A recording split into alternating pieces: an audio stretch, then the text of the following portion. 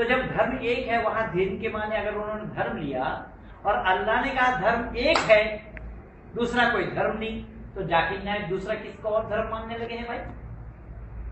یا اسلام کسی اور کو دھرم کیوں اور کیسے مان رہا ہے؟ اس کا مطلب خدا کے اوپر خودکاری کی جا رہی ہے، جب وہاں اللہ نے مانا ہی نہیں اس بات کو، اللہ نے صاف شبدوں میں کہہ دیا کہ ایک ہی ہے جس کا نام اسلام ہے، کیول اتنا ہی۔ اب دیکھیے وہاں پر کلمہ پڑھنا ہوگا، جو کلمہ مکھ روپ سے مول روپ سے 6 ہے، تو میں 2 کلمہ کو سامنے رکھ رہا ہوں، جس کلمہ میں یہ کہا گیا کلمہ طیب، پہلا کلمہ طیب کے معنی ہوتا ہے پوتر پاک، جس میں یہ بتایا گیا لا الہ الا اللہ محمد رسول اللہ، جس کا ارتھ ہے نہیں ہے کوئی معبود سوا اللہ ہی، محمد اللہ کا رسول ہے۔ یہ کون کہہ رہا ہے؟ کہنے والے کون ہیں؟ انسان۔ کلمہ کو پڑھے گا تو مسلمان بنے گا، غیر مسلم بھی مسلمان بنے گا، تو یہاں کہہ کون رہا ہے؟ انسان کہہ رہا ہے۔ لیکن میں پوچھتا ہوں سمگر اسلام جگت سے کہ اسلام والوں سے کس نے پوچھا کہ محمد رسول ہے؟ تم بولو۔ جب ہم نے پوچھا ہی نہیں، کسی نے بھی نہیں پوچھا، تم بڑ بولا پن کیوں کر رہے ہو بھائی؟ تم کیوں کہہ رہے ہو؟ جبکہ اللہ کے نام کے ساتھ محمد صاحب کا نام نہیں جوڑیں گے تو اسلام پورن نہیں ہے، اس لیے وہ کہا گیا لا الہ الا اللہ محمد رسول اللہ۔ اگر کوئی مسلمان لا الہ الا اللہ لا الہ الا اللہ کہتے کہتے اس کے زبان سے جھاگ نکل کر اگر وہ مر بھی جاوے، وہ ہرگز ہرگز مسلمان نہیں بن سکتا۔ کب تک؟ جب تک کہ وہ محمد الرسول اللہ نہ کہہ لے۔ تو پھر ایک ایشور بات کہاں ہے؟ یہ بات ہے پہلا کلمہ۔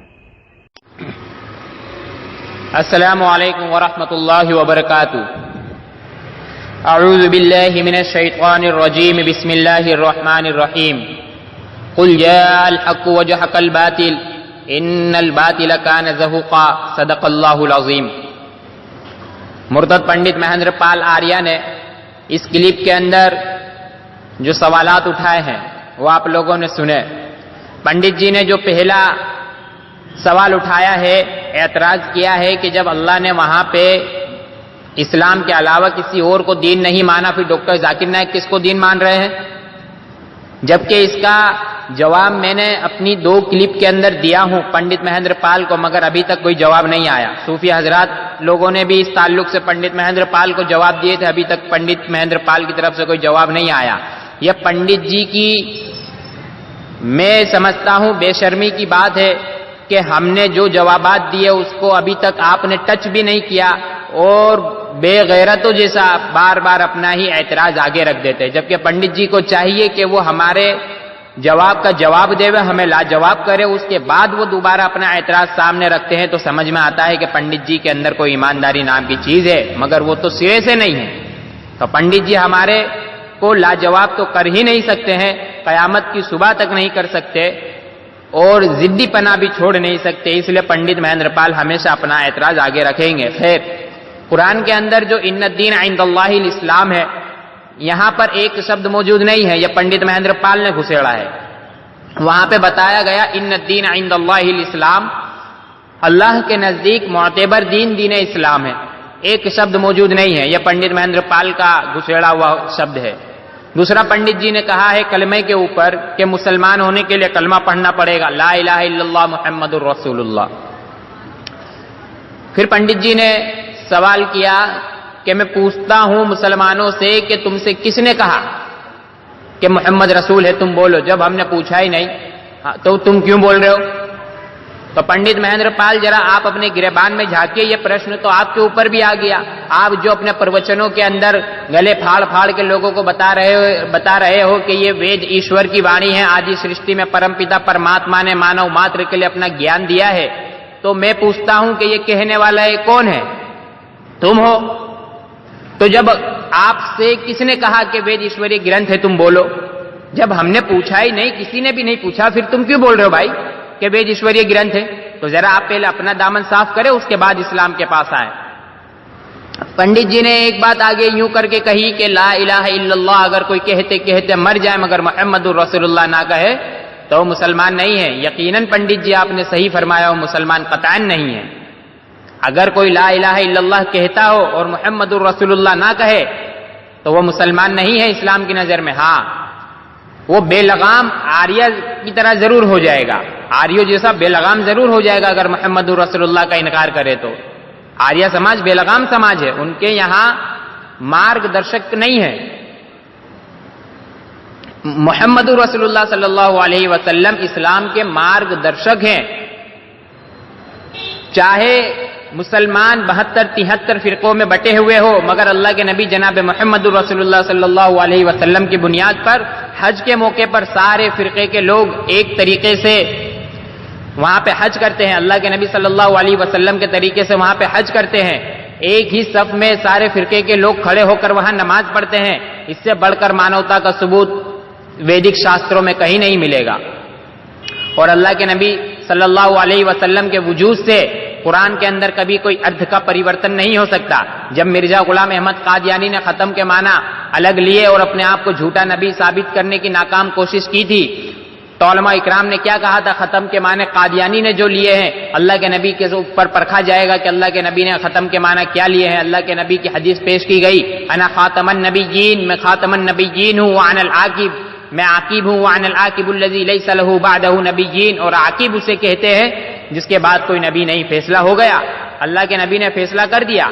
मगर जरा आर्य समाज और सनातनी धर्मी का कभी मुनाजा और डिबेट करा करके देखो, कभी फैसला नहीं होगा। आर्य अपना अर्थ रखेगा, सनातनी इनकार कर देगा, सनातनी अपना अर्थ रखेगा, आर्य इनकार कर देगा। इनके यहां पर कोई जज है ही नहीं फैसला करने वाला।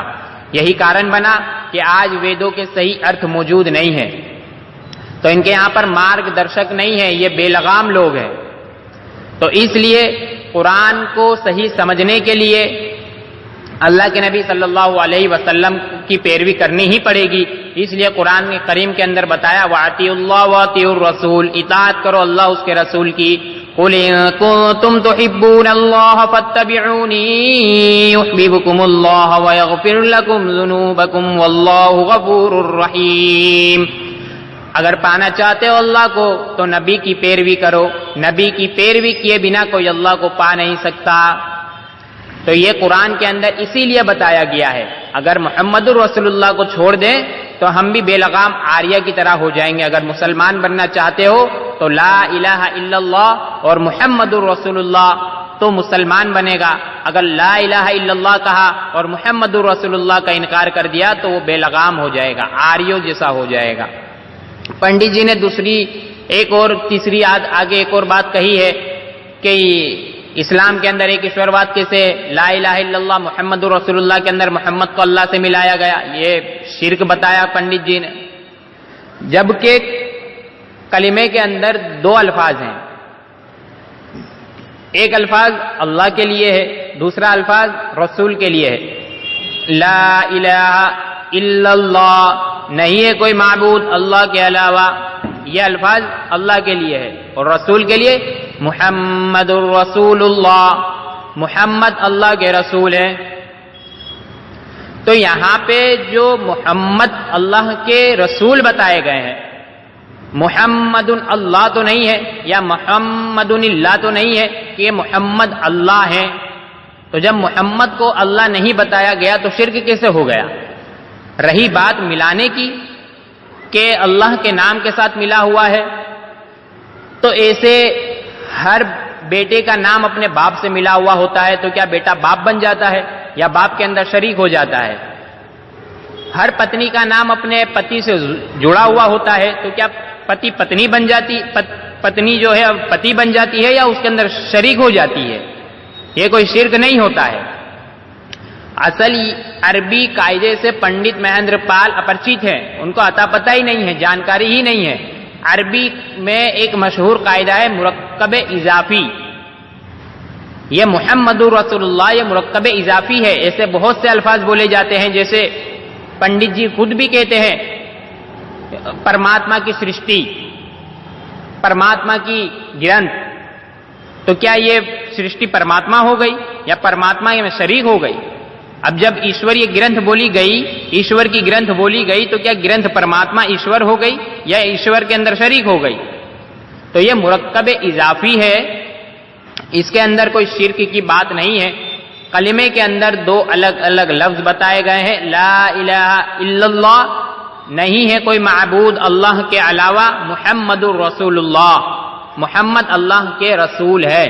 یہ دو چیزیں انسان کو مسلمان بناتی ہے، نمبر ایک اللہ کو ایک جانے اور محمد الرسول اللہ صلی اللہ علیہ وسلم کو اللہ کا میسنجر مانے۔ اگر اللہ کے رسول کو میسنجر رسول نہیں مانے گا کوئی انسان تو وہ قرآن کو نہیں سمجھ سکتا، اور قرآن کو جب نہیں سمجھ پائے گا اللہ کو نہیں پا سکتا ہے۔